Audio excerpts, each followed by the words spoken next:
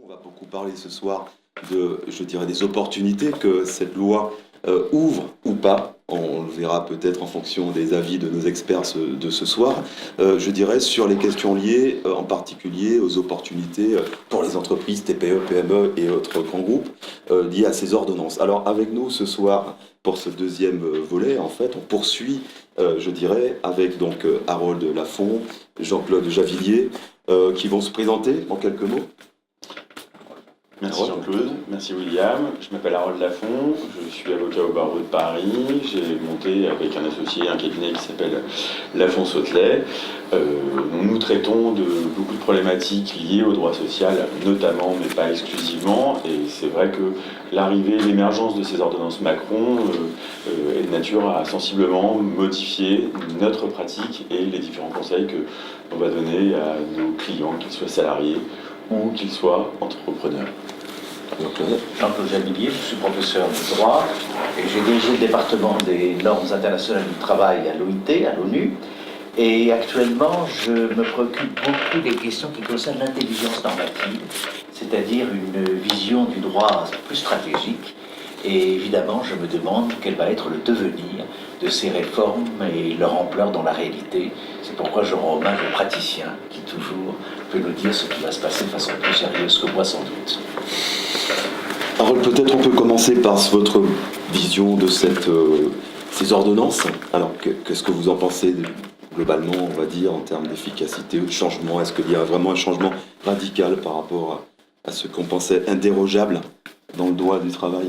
Alors ces ordonnances, elles arrivent à un moment qui est tout particulier puisque à peine un an auparavant, on a eu l'émergence d'une grande loi qui a fait couler beaucoup d'encre, qui a fait défiler beaucoup de gens dans les rues. C'est la loi El Khomri, la loi travail, qui a modifié la création normative dans la société et surtout qui a procédé à un inversement de la hiérarchie des normes qui était véritablement une première dans le paysage du droit du travail à proprement parler. Ces ordonnances, puisqu'il y en a eu 6, finalement, elles répondent à des promesses électorales sur la foi desquelles le président Macron a été élu en mai dernier. Et c'est vrai que on peut en penser ce qu'on en veut, mais ces ordonnances faisaient partie des promesses électorales et elles ont été tenues. On va considérer qu'il n'a pas été suffisamment loin dans les nouvelles règles de droit qu'il a initiées, mais toujours est-il qu'il l'avait annoncé et il l'a fait, et ça je pense que c'est suffisamment rare pour être souligné. Ces ordonnances, elles vont également modifier la création de la norme du droit qui va s'appliquer dans les entreprises. Elle va modifier la façon de la marge de manœuvre du juge, en tout cas sur le papier, lorsque un conflit individuel du travail va lui être présenté, un conflit individuel et un conflit collectif, notamment dans la façon d'apprécier les différentes obligations de l'employeur dans le cadre de licenciement pour motif économique. Je pense qu'ici on n'est pas là pour lister, faire une liste exhaustive des modifications qui ont été opérées par ces différentes ordonnances. Toujours est-il qu'elles vont modifier la pratique et la pratique des gens qui traitent du droit devant les tribunaux ou en conseil, mais également la pratique des salariés et des instances représentatives du personnel dans l'entreprise. Une modification radicale, Jean-Claude? Vous en pensez quoi? On peut observer quand même une certaine continuité, c'est-à-dire que depuis déjà de nombreuses années, il y a un certain nombre de mouvements dans le droit du travail qui peuvent être observés, et sans doute une volonté de décentraliser les normes, de donner à l'entreprise une plus grande importance. Il y a donc une certaine continuité qui existe. D'autre part, je crois que dans ces ordonnances, il y a une certaine surprise pour moi quand même, c'est de se demander si oui ou non le système français de relations professionnelles va évoluer sur le plan des rapports collectifs. Je parlerai après des rapports individuels. En effet, on peut constater que quand même il y a un changement qui concerne les représentations du personnel par une unification, des emprunts quand même à des systèmes plutôt de l'Europe du Nord d'une certaine façon, peut-être même de l'Allemagne, peut-être une codécision, je ne sais pas, mais en tout cas, on se demande si vraiment ces changements vont se traduire par des pratiques différentes sur le terrain dans les entreprises, et certains diraient par une pratique plus collaborative et peut-être moins d'opposition systématique, voire de lutte des classes. Ça, je pense qu'il est trop tôt pour se prononcer. Mais en tout cas, je pense que la question est posée. D'autre part, la continuité, c'est quand même, me semble-t-il, un certain modèle de flexicurité, qui est un modèle européen au fond, et plutôt encore de l'Europe du Nord, c'est-à-dire la volonté de reconsidérer les droits des travailleurs et des employeurs, sous-entendu en protégeant d'une autre façon le travailleur et en donnant plus de liberté à l'employeur, notamment sur le plan des décisions concernant le licenciement, on pourrait provoquer une amélioration du marché de l'emploi et sans doute une plus grande capacité à s'adapter des unes et des uns et des autres. Je pense que ce modèle, incontestablement, est un modèle qui n'est pas facile à éculturer en France, parce que c'est quand même lié à d'autres mentalités sans doute, et puis peut-être des pratiques assez différentes, même sur le plan du droit. Et la dernière chose que je veux dire, c'est que peut-être sur le plan des relations individuelles de travail, là il y a aussi des transformations, et peut-être l'idée que le contentieux devrait être réduit d'une certaine façon, qu'on pourrait envisager des négociations de plus en plus, des capacités de traitement qui évitent d'une certaine façon un développement d'une jurisprudence qui, à mon avis, est combattue en partie par les lois au fur et à mesure. Et notamment, toutes ces jurisprudences sur les licenciements pour cause économique, toute cette appréciation de la cause réelle et sérieuse, et puis aussi, quand même, j'ai l'impression, d'un droit extrêmement formel, j'oserais presque dire un droit romain du travail, c'est-à-dire la formule s'imposant, et l'employeur n'ayant pas respecté la formule, se trouvant de toute façon condamné ou à peu près automatiquement. Je pense qu'il y a une remise en cause de cela. Le grand mystère, comme dans toutes les questions à l'heure actuelle dans le monde, me semble-t-il, et pas seulement de la question du travail, c'est le rôle du juge notamment. Le juge a de très grands pouvoirs dans le monde, me semble-t-il, et au fond, le mystère, il faut se demander si le juge ne va pas lui-même, d'une certaine façon, reconsidérer la chose. Je prends un exemple sur ce qu'on appelle la barémisation. Est-ce que le juge ne va pas reprendre une capacité d'indemniser plus considérablement sur d'autres bases le salarié? Autrement dit, il serait faux de considérer que le législateur peut tout. Il dépend en grande partie de la pratique des acteurs, des partenaires sociaux, il dépend de la pratique des juges. Ce qui est certain, c'est que peut-être finalement, je me disais que les ordonnances Macron ont une vertu pédagogique à l'égard de l'étranger. Peut-être est-ce une volonté de manifester que la France est en profonde réforme, qu'elle se modernise, et en cela peut-être y a-t-il une réussite en termes de communication. Moins de contentieux, enfin, votre avis Oui, non, sur ce sur sujet, le rôle du juge, effectivement, Jean-Claude souligne, c'est extrêmement important d'appréhender aujourd'hui et de voir comment le juge va prendre sa place dans l'application de ces ordonnances Macron. Je pense qu'on est déjà dans un mouvement d'émancipation du juge au regard de la loi. On l'a étudié en première année de droit. Il existe des jurisprudences qui sont contre-allégales, c'est-à-dire qui vont à l'encontre de la loi. Et quelques semaines, 2 semaines avant que les ordonnances soient promulguées, on disposait déjà des textes, des projets d'ordonnances. La Cour de cassation, par 8 arrêts du 13 ou 14 septembre, la Chambre sociale de la Cour de cassation a clairement posé le principe selon lequel le préjudice du salarié devait être intégralement indemnisé. Ce qui voulait dire que déjà avant la promulgation de ces ordonnances, les juges de la Cour de cassation ont lancé un message extrêmement fort aux juges du fond et aux conseillers prud'homaux et aux conseillers des cours d'appel pour leur indiquer qu'il existait un principe qui était un principe extrêmement important, qui n'est pas un principe constitutionnel, mais qui est, je crois, l'article 12 ou 10 de l'OIT, qui indique que le préjudice du salarié doit être intégralement indemnisé. Donc ça veut donc dire que tous ces barèmes qui sont mis en œuvre aujourd'hui en place par rapport à ces ordonnances, notamment dans les cas de licenciement sans cause réelle et sérieuse par exemple, peuvent être en quelque part contournés. On pourra quand même demander beaucoup plus, j'ai envie de dire, à un juge en termes d'indemnité, c'est ce que vous dites? je dis que la Cour de cassation a lancé un message extrêmement fort au juge du fond.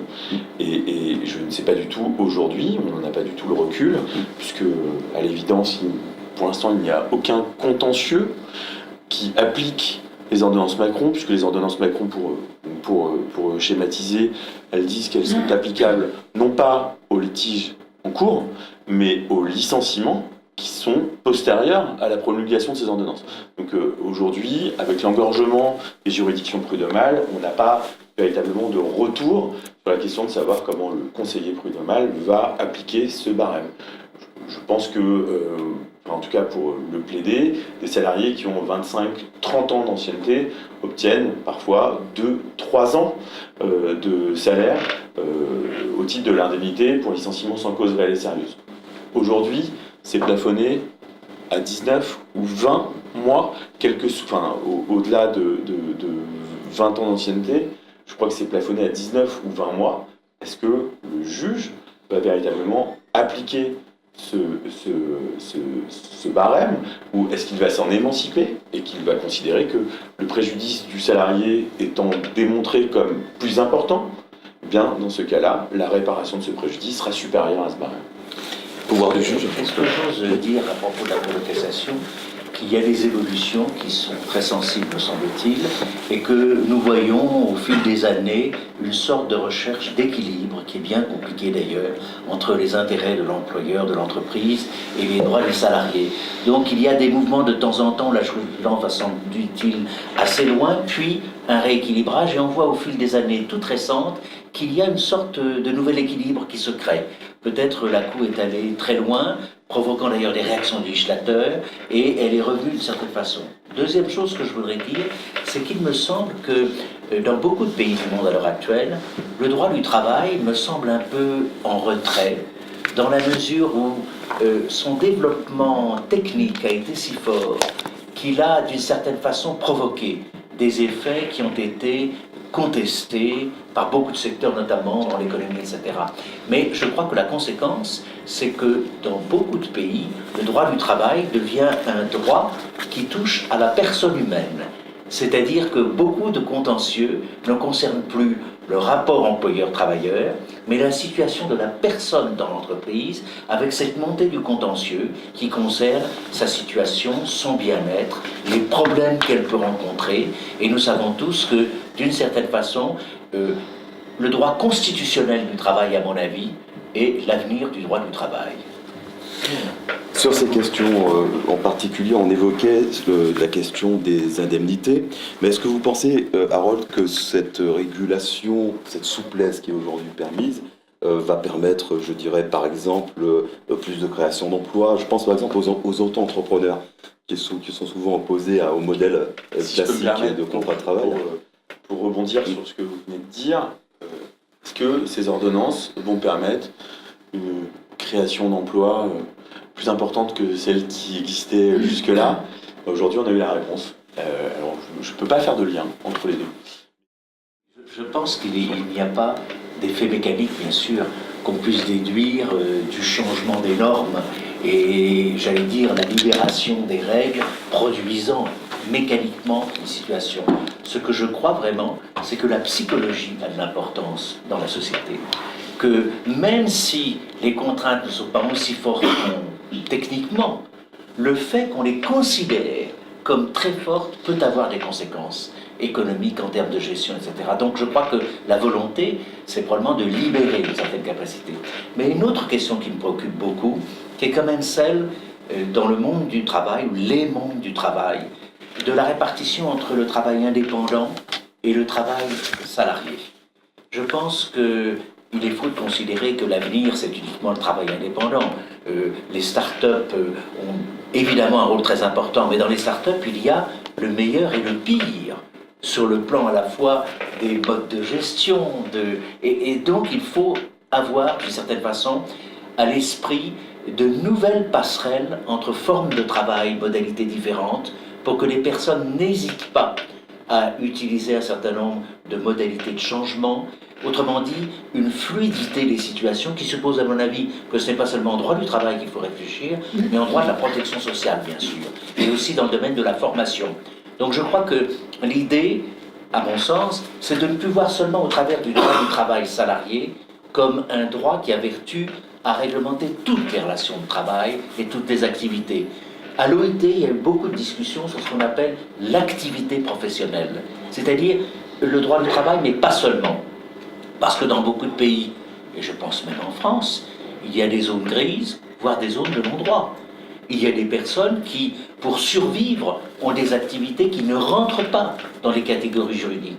Je crois qu'il faut absolument encourager l'entrée dans un domaine de régulation, avec tout ce que ça représente aussi comme capacité et avenir possible pour ces personnes.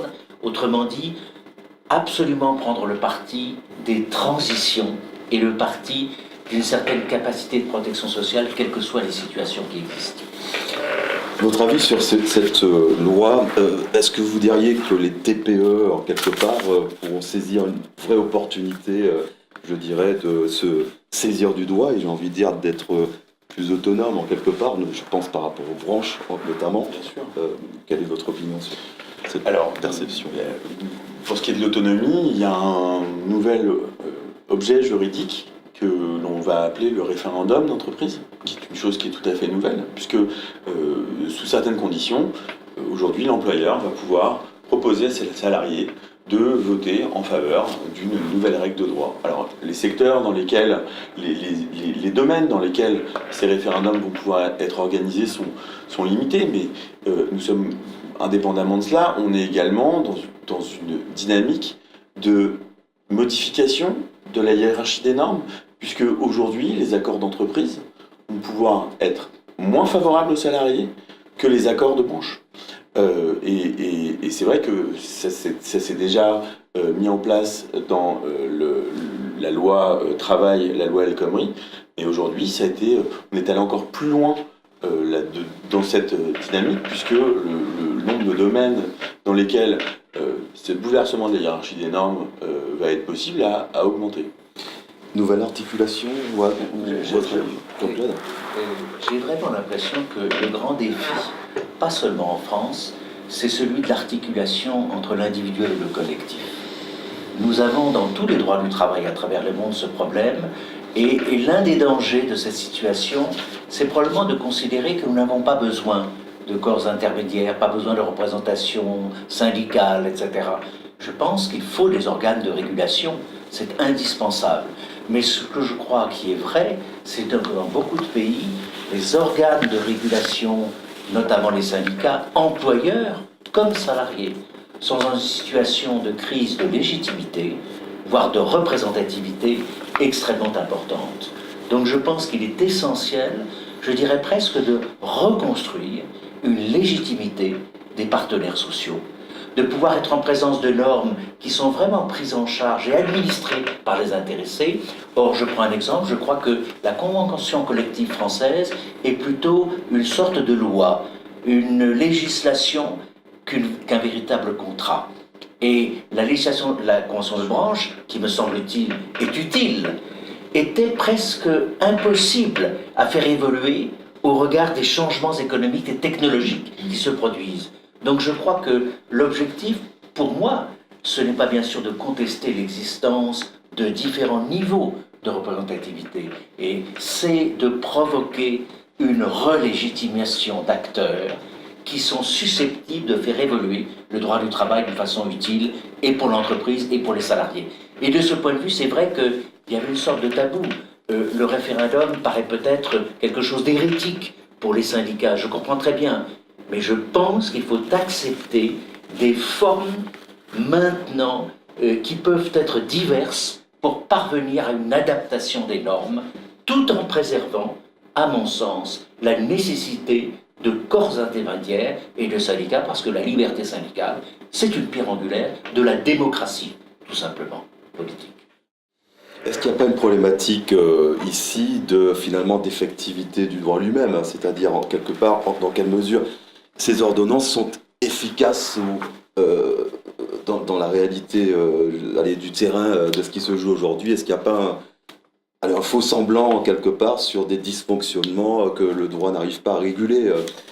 Jean-Claude, par exemple, sur cette partie d'effectivité. Honneur du aux droit. praticiens pour ça. Alors, c'est une très bonne question, simplement. Je vous l'ai dit, William, aujourd'hui, on n'a pas le recul nécessaire pour appréhender la façon dont on va mettre en pratique. Et quand je parle de mettre en pratique, je ne parle pas encore des conseils que je donne à mes clients, puisque moi, je vais m'adapter à ce que dira le juge et la façon dont le juge va appliquer ces nouvelles normes. Et ça, c'est extrêmement important. Et pour l'instant, nous n'en avons pas le recul. C'était ça. Moi, je pense que véritablement, il y a un problème qui est posé sur le droit en général, c'est que le droit, me semble-t-il, n'est pertinent dans le monde que s'il participe de la créativité. Et l'un des problèmes que nous avons dans notre travail, c'est quand même l'insécurité juridique qui s'est développée considérablement. Je dois dire franchement que j'ai quelques hésitations, quelques réticences à l'égard d'une jurisprudence qui peut changer du soir au lendemain matin, en une ligne, puisque la France fait preuve de concision, mais quand même, il y a très peu de motivation. Je crois qu'il faut absolument que nous participions tous à un développement de la sécurité juridique. Et la sécurité juridique avec la prise en compte de ces équilibres, ces grands équilibres du droit social. Le droit social, c'est pas seulement une norme aujourd'hui avec une disposition technique. C'est, je crois, une vision d'ensemble sur la place du travail dans la société. Et je pense que notre objectif, et là je serai assez onusien, et avec l'OIT, c'est le travail décent. Il faut que nous cherchions à mettre en place des mécanismes qui garantissent vraiment les fondements d'un travail décent et non pas une sorte d'excroissance des normes, d'hypertrophie du droit qui, à mon avis, condamne le droit. Trop de droit tue le droit, trop de législation tue la loi, trop de jurisprudence et surtout instable tue le rôle d'équilibre de la jurisprudence. Je pense que nous avons un rôle très important et j'appellerais quand même les juristes à un sens de la responsabilité dans la société. C'est-à-dire, peut-être pour aller au bout, c'est la suite, c'est ça de l'épisode. Et Harold. Vas-y. Non, mais alors oui, je me permets aussi de... Harold, je suis navré, je te renvoie le débat qui est important. Merci Jean-Claude. Je suis désolé. Merci Jean-Claude. Non, mais c'est ce que tu dis sur la question de la sécurité de la norme. C'est vrai que les ordonnances Macron, il y a plusieurs dispositions qui sont extrêmement importantes et qui finalement tombent sous le sens et qui étaient véritablement nécessaires pour assurer un minimum de sécurité aux entrepreneurs. Je vais vous donner un exemple extrêmement pratique. On a une convention collective qui s'appelle la convention collective Syntec,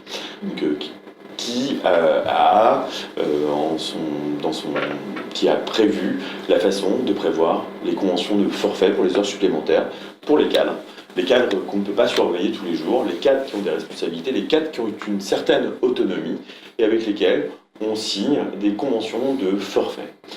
Et vous avez eu une décision de la Cour de cassation qui est venue considérer que les dispositions de la convention collective Syntec relatives aux conventions de forfait, elles étaient nulles.